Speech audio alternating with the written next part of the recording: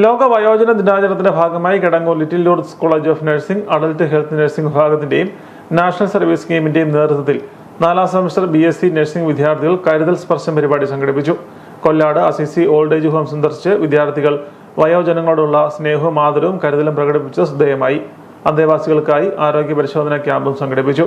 രക്തസമ്മർദ്ദം, blood sugar തുടങ്ങിയവയുടെ പരിശോധനകൾ നടത്തി. ആരോഗ്യനില വിലയിരുത്തുകയും ആവശ്യമായ നിർദ്ദേശങ്ങൾ നൽകുകയും ചെയ്തു.